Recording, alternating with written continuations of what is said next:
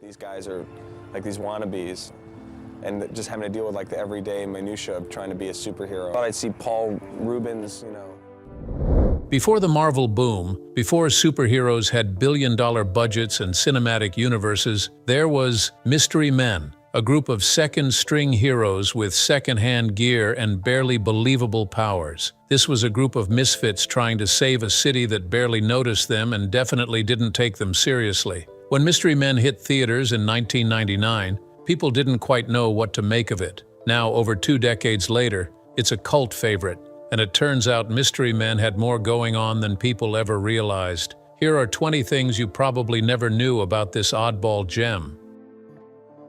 Number 20. Superhero movies were dead when Mystery Men came out. When Mystery Men hit theaters in 1999, it arrived in a world that had almost forgotten how to care about superheroes.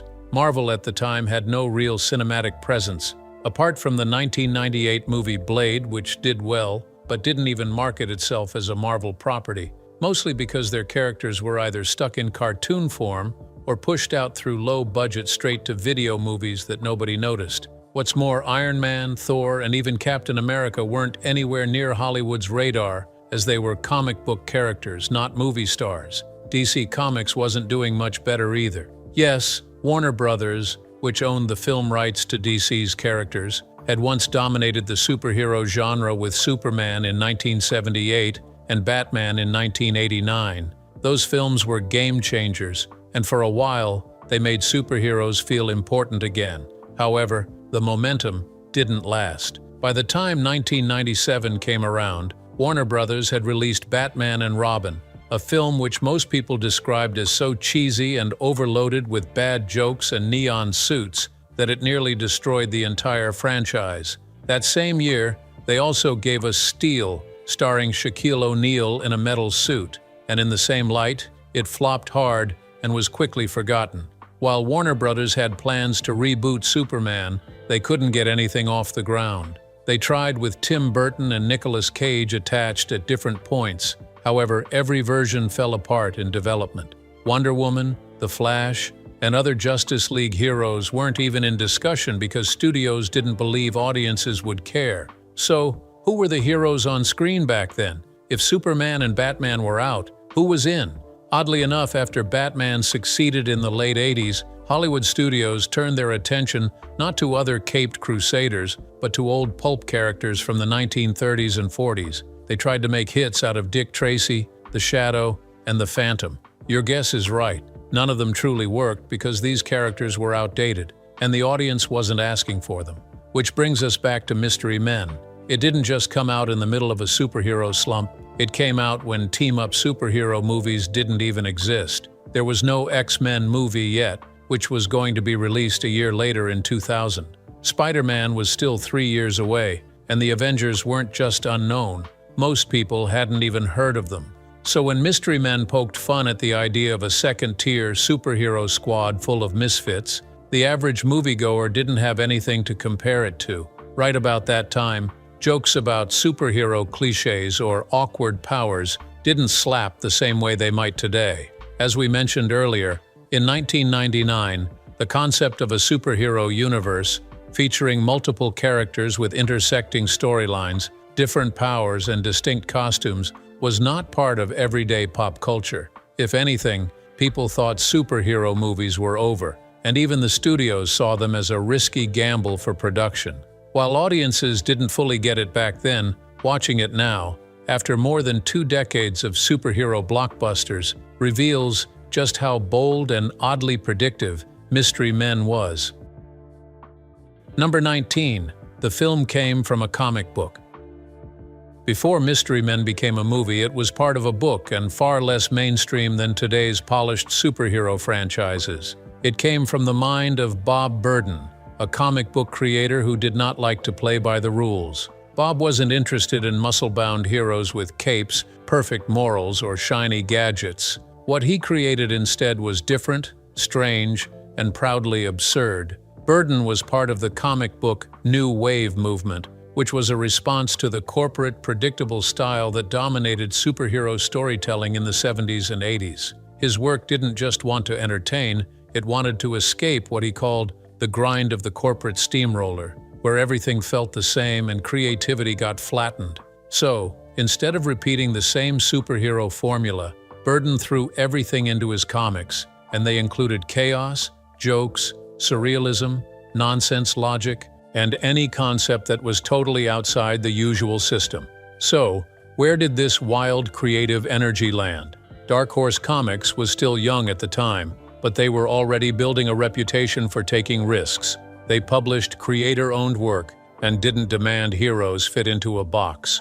It was the perfect home for Burden's bizarre comic series, Flaming Carrot, which introduced a vegetable-headed man in flippers who fought crime with nonsense logic and absurd speeches. Burden even described his approach as Pee Wee Herman meets Saturday Night Live but with storylines instead of skits.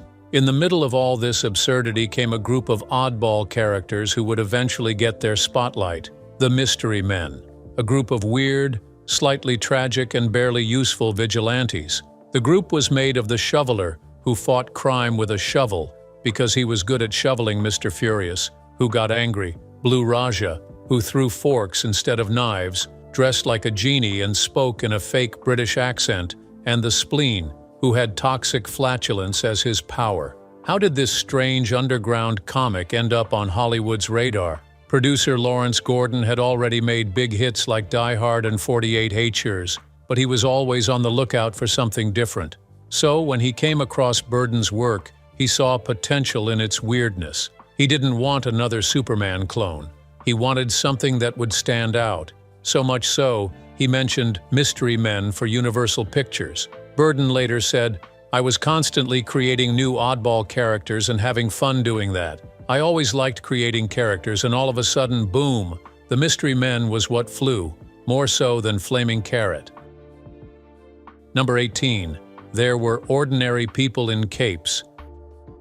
As you know by now, before Mystery Men was a film, it was born from a very different idea of what a superhero could be. Bob Burden, the creator of Flaming Carrot Comics and the Mystery Men, wasn't interested in flawless heroes with world-saving powers. He didn't care about elegance or prestige. Instead, his characters were built to reflect a different kind of life, one that looked more like everyday people than mythic icons. He imagined his heroes as working-class misfits, people from mill towns, people who wore steel-toed boots instead of capes, people who were just trying to make a difference with whatever little they had.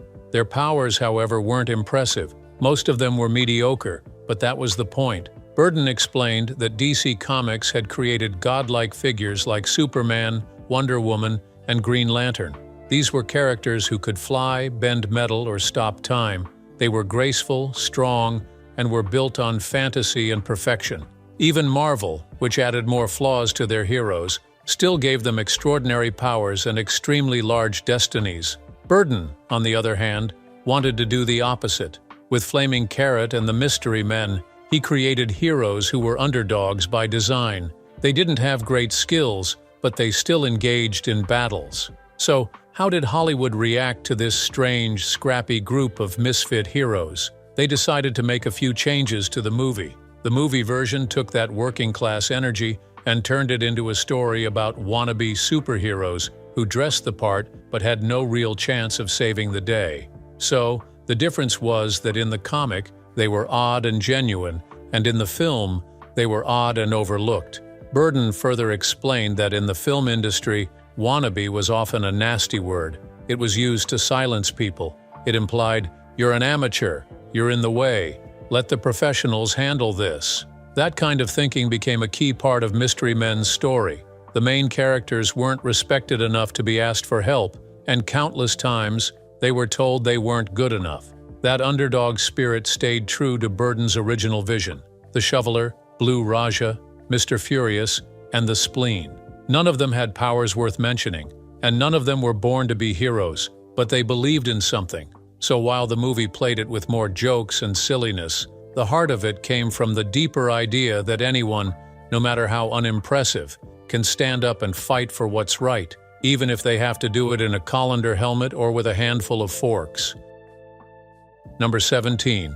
Mystery Men mocked superheroes and capitalism. Even though the film changed quite a bit from the original comic, Mystery Men still kept something important from Bob Burden's vision. It didn't just tell a story about misfit heroes, it also made fun of the superhero world itself. The movie played like a parody of classic comic book stories, twisting familiar ideas and poking fun at the things that had become predictable in superhero movies. However, what made Mystery Men different wasn't just the jokes, it was who it was mocking. This film wasn't just about heroes with silly powers. It aimed to counter the growing influence of money, fame, and branding in superhero culture. It made fun of celebrity egos. It showed how companies wanted to sell everything, including justice, and it did all this long before shows like The Boys made that kind of satire popular. Bob Burden said that his influence on the movie wasn't always direct, but it still found its way in. For example, he had originally wanted to put advertisements on the Mystery Men's aircraft, a helicopter in the script, as a way to show how ridiculous things had become. Instead, the filmmakers gave that idea to Captain Amazing, played by Greg Kinnear. His costume is covered with corporate logos like a NASCAR driver. So he's not just a hero, he's a walking billboard. That character, Captain Amazing, is everything wrong with a fame-hungry superhero. He's full of himself, careless, and more worried about sponsors than saving lives. When he ends up captured by the villain, Casanova Frankenstein, who was played with over-the-top flair by Jeffrey Rush, it's not the powerful or famous heroes who come to help. It's the group of misfits. Yes, a bunch of bickering nobodies with strange powers. There's Mr. Furious, played by Ben Stiller, who thinks getting angry makes him strong. The Shoveler, played by William H. Macy, believes in justice and shovel work. Blue Raja, played by Hank Azaria, throws forks with precision but speaks in a fake British accent. Then there's the Bowler, played by Janie Ann Garofalo, who channels her deceased father through a bowling ball. The Spleen, played by Paul Rubens, was cursed with toxic gas. Then, the Invisible Boy, played by Kel Mitchell, can only turn invisible if no one is looking. There's one more weird detail Mystery Men gave to pop culture before anyone realized how big it would become. Mystery Men predated Shrek by featuring Smash Mouth's All Star, making it the song's film debut. 2 years before Shrek made the song world famous, Mystery Men used it on its soundtrack. The official music video for All Star includes scenes from the movie. Burden said he loved the song but thought it didn't get used enough in the final cut. According to him, the studio might have been saving it. They said, "This is too good to waste on this movie. We'll save it for something else," he recalled. That something else turned out to be Shrek, where the song became iconic. So while Mystery Men didn't change the superhero world overnight, it predicted the obsession with branding, the corporate control of heroism, and even the rise of meta, self-aware superhero stories.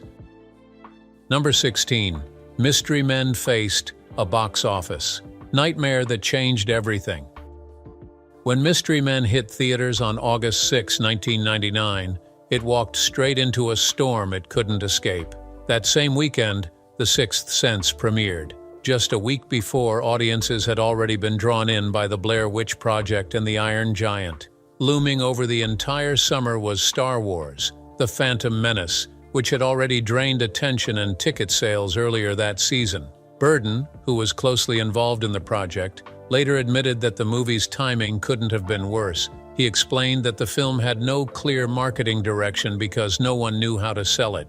Was it meant for kids? Was it supposed to follow the crude comedy path of There's Something About Mary? This confusion left audiences unsure of what Mystery Men even was. In the end, it barely made $33 million at the box office. That disappointing performance led to an unexpected consequence where director Kinka Usher, completely disheartened by the experience, left the film industry altogether. Burden later said that if he could go back, he would have hired Paul Thomas Anderson instead. Anderson had recently directed Boogie Nights, another film produced by Lawrence Gordon, and brought a unique mix of humor and emotional depth to his characters. Burden believed that kind of tone could have made Mystery Men feel more real, even with all its weirdness. He pointed out that Boogie Nights wasn't just about the adult film industry. It was about broken people who were ridiculous, sad, and somehow still looked lovable. That's what Mystery Men was missing, real heart behind the strange costumes and silly powers. So, How different could the film have been with a different director and better timing? That's one mystery that may never be solved. Number 15. With the punching and the hurting, wasn't just a random line. Right after Captain Amazing finishes fighting off the Red Eyes, the Blue Raja blurts out a line, "With the punching and the hurting." At first, it sounds like one of his usual outbursts. This odd phrase is a clever reference to something completely outside the film. It's tied to The Simpsons. You see, the actor who plays the Blue Raja, Hank Azaria, is also one of the most famous voice actors on The Simpsons. Among the many characters he voices, one of the most memorable is Professor Frink, the nerdy scientist who always speaks in quick, clunky sentences filled with nonsense and sudden bursts of emotion. If you've ever heard Professor Frink talk, you'll recognize that same rhythm and tone in the way the Blue Raja delivers the line. The phrase, "with the punching and the hurting," is built exactly like something Frink would say, and it's no coincidence. It was Azaria's way of slipping in a little nod to the voice he had already made iconic on The Simpsons long before Mystery Men hit theaters. Number 14. Did you notice who showed up at the superhero tryouts? That funny superhero audition scene in Mystery Men, where all sorts of strange people show up to try out for the team, is more packed with familiar faces than you might think. If you look closely, you'll spot Dane Cook, a comedian who was just starting to get popular back then. He shows up as a character called the Waffler, and yes, his whole superhero idea is based on waffles. Another person who appears is Dana Gould, also a comedian and writer. He plays Squeegeeman, a guy whose power seems to be related to using a window squeegee. Maybe the most interesting one is Doug Jones, who plays Pencilhead. That might sound like a throwaway role, but Doug Jones is far from unknown. He's one of Hollywood's most famous actors. He has been in movies like Hellboy, Pan's Labyrinth, and The Shape of Water, where he plays monsters or unusual beings, usually under a ton of makeup and prosthetics. So, yeah, you've probably seen him before, and you just didn't know it was him. Number 13. The filming process was hectic. The filming process for Mystery Men was extremely challenging. It was pretty chaotic from the start. Most of the actors in the movie came from a comedy background. They were either stand-up comedians or had acted in a lot of funny shows and movies before. As a result, they all had their own way of doing comedy, and that led to problems on set. Instead of working smoothly as a team, many of them were trying to outshine each other. Everyone wanted to be the funniest person in the room. During scenes, they often tried to add their jokes or steal the spotlight, which made things tense. The mood behind the camera was very different from what you saw on screen. Even though the movie was meant to be light and funny, filming it was full of stress. Actors would disagree about how certain scenes should be played. Some wanted a more silly, over-the-top style, while others preferred something a little more serious or dry, and so these clashes made it hard to keep a steady tone throughout the movie. Number 12. Some directors walked away.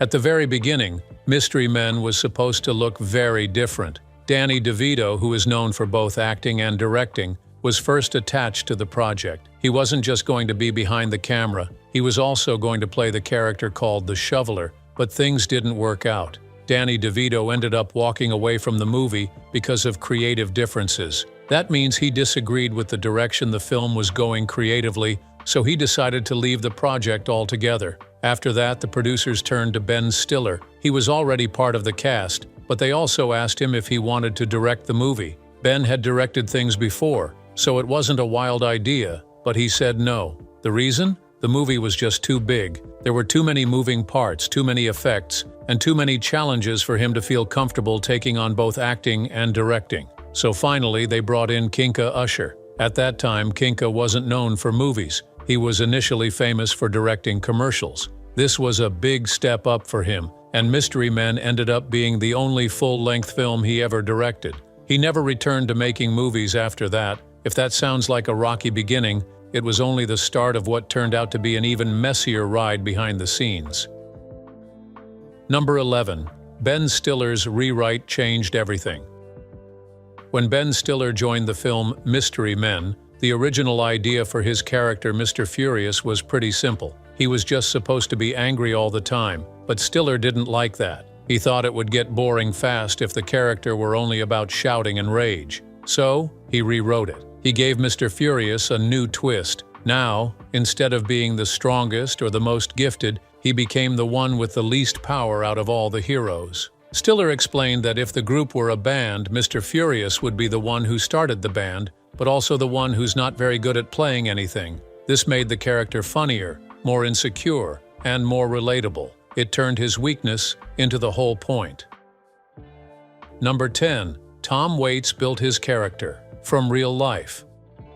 Tom Waits played Dr. Heller in the film, the strange man who builds wild machines from scrap and spare parts. But what's interesting is that in real life, Tom Waits does that too. He's not just a musician. Off-screen, he likes to create odd musical instruments from junk he finds in hardware stores and garbage piles. One of his machines even uses a steel dumpster that he turned into a 6-string instrument. So when you watch Dr. Heller showing off his bizarre gadgets in the film, you're not just seeing a performance. You're seeing a part of who Tom Waits is. Sometimes the best character details don't come from the script at all.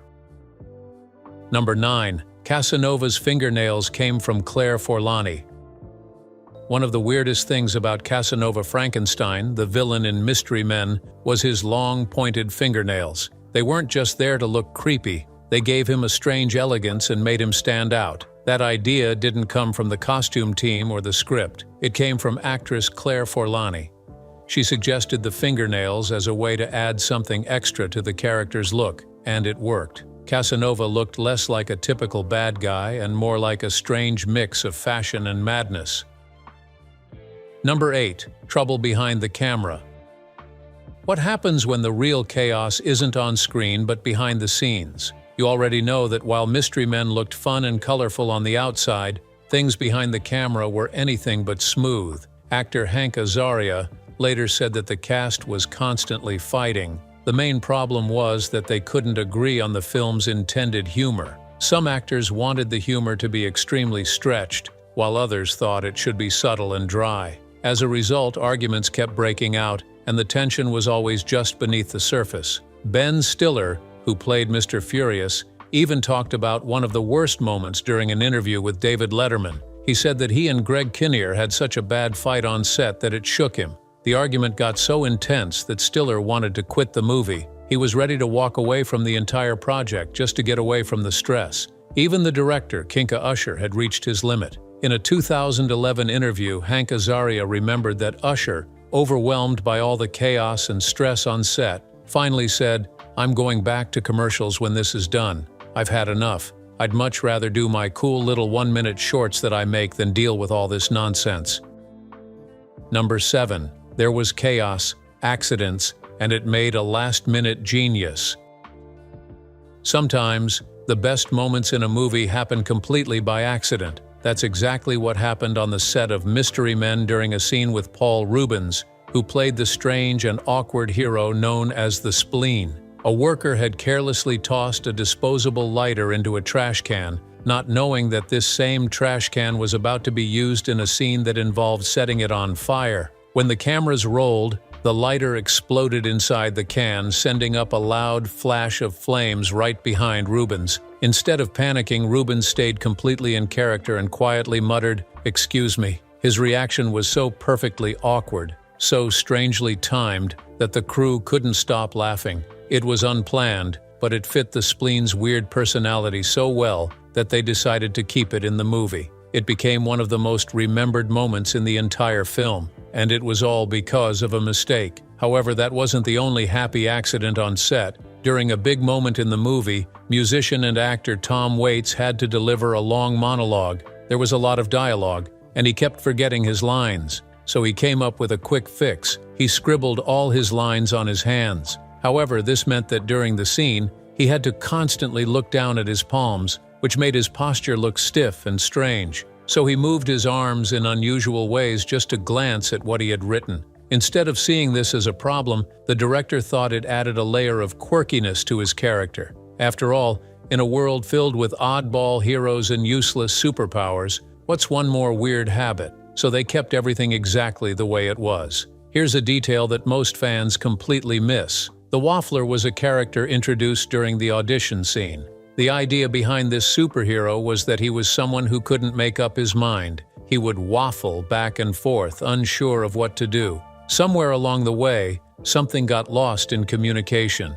Instead of being about indecision, the Waffler turned into a food-themed hero. He wore a waffle print costume and even had a waffle iron as a weapon. Nobody corrected it, and strangely enough, the mistake still worked. It blended in perfectly with the film's world of misfit superheroes who all had powers that weren't exactly useful. So instead of changing it back to the original concept, they embraced the absurdity and kept him as the waffle-obsessed crime fighter. Number 6. The powers were not so silly after all.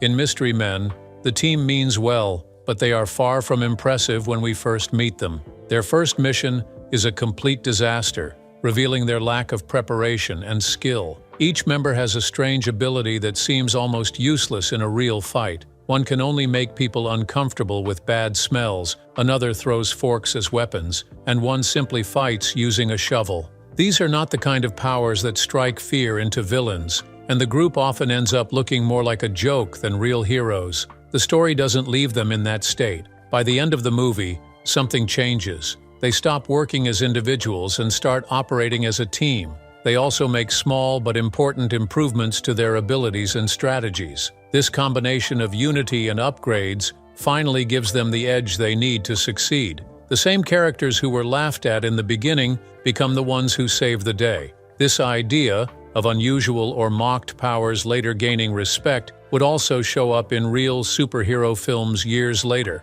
but in a more direct way. For example, for a long time, some abilities were made fun of in pop culture, especially in comedy shows like Robot Chicken. Talking to fish was seen as silly and weak, dancing in battle seemed ridiculous, and being lucky was treated as a lazy excuse for winning. Yet these very powers became defining traits of some of today's biggest comic book movie characters. Talking to fish became Aquaman's signature, dancing in a fight became part of Star-Lord's charm, and pure luck turned Domino into a fan favorite. Number 5. The movie successfully balanced a big team of heroes. Mystery Men pulled off something that many movies with large casts struggle to do. It gave almost every single character their moment to shine. The film had a big lineup of heroes, each with their quirks and personalities, and somehow managed to make us care about them. They weren't just random faces thrown together. Each one had a small but clear emotional side, and most even had their story arc that made them feel like more than just background characters. Sure, not every character has the same depth. People often point out that Olin and Forlani's roles felt less developed, but for a movie juggling so many characters, the balance was impressive. Now, if you've ever watched other big team movies, you know how badly this can go wrong. Just think about Ghostbusters, Frozen Empire, where some characters barely had anything to do, or the 2015 version of Fantastic Four, which had a talented cast but gave them almost nothing meaningful. Even huge productions like the theatrical cut of Justice League or Joss Whedon's 2 Avengers movies struggled to give every member enough space in the story. So, for Mystery Men to pull this off as well as it did makes the achievement stand out even more. Here's the twist. Mystery Men didn't even have a fully polished, locked-down script. The screenplay was officially written by Neil Cuthbert, best known for Hocus Pocus, but a lot of the dialogue and scenes came from the cast and director reworking things on the spot. They rewrote lines, adjusted scenes, and improvised during filming. In other words, they were building the ship as they sailed it. So how did a movie with last-minute rewrites and on-the-scene changes succeed where big-budget productions with all the preparation in the world stumbled? That's the part that makes Mystery Men such an unexpected win. Number 4. Jane kept her prop with her. In Mystery Men, one of the strangest and most unforgettable weapons belongs to Jane, better known as the bowler. Instead of carrying around some high-tech gadget or magic artifact, she fights crime with a bowling ball. Not just any bowling ball, this one has her father's skull inside it. Yes, you heard that right. She even gets it specially made at a professional bowling shop so it can roll and move all on its own. This creepy, one-of-a-kind ball becomes her main weapon, and when she shows it off during the superhero tryouts, the other heroes can't help but be impressed. In the movie's plot, her father's spirit returned to inhabit the skull. Carmine was a superhero himself, known as the Bowler, who was unalived under mysterious circumstances. His skull, now part of her bowling ball, allows her to communicate with him and act as her weapon. Here's the part most people don't know. After filming Wrapped, Janine Garofalo, who played the Bowler, didn't just hand that prop back. She was allowed to keep it and now uses it for her Halloween decorations. Number 3. There's a visible class difference in the superhero world. In Mystery Men, there's a clear difference between the heroes. Captain Amazing is a wealthy individual with extensive connections in big companies. He has money, fame, and all the best tools to fight crime. He is like the superhero version of a celebrity. However, the Mystery Men are nothing like him. They are regular people with simple jobs and small powers. They don't have sponsors or expensive gear. After they defeat Casanova Frankenstein, the Bowler even mentions indie music and indie films in a news interview, showing they are proud of being different. Number 2. Artie Lang thought he made a terrible choice. Artie Lang, known for making fun of himself when it comes to the movies he's been in, has openly called this the worst film he's ever worked on. His role was so small that he only appeared in a short scene at the very start of the movie. When his mother and sister went to see it, they called him right from the theater after his scene was over. They asked if he would show up again later, as they were ready to leave if not. Number 1. Some of the sets in the scenes were reused. Some of the sets seen in the film were reused from Batman Forever. That choice fit perfectly, because Champion City was meant to parody the extravagant, larger-than-life architecture of Gotham City, as it appeared in both Batman Forever and Batman and Robin. That wraps up our look at Mystery Men. This cult classic has more layers than it first appears. Whether you've been a fan since its release or you're just now discovering it, one thing's for sure: Champion City will always have a special place. Which of these facts is more surprising? Share your thoughts in the comments. Remember to hit the like button and subscribe. Before you go, click on the video displayed on your screen.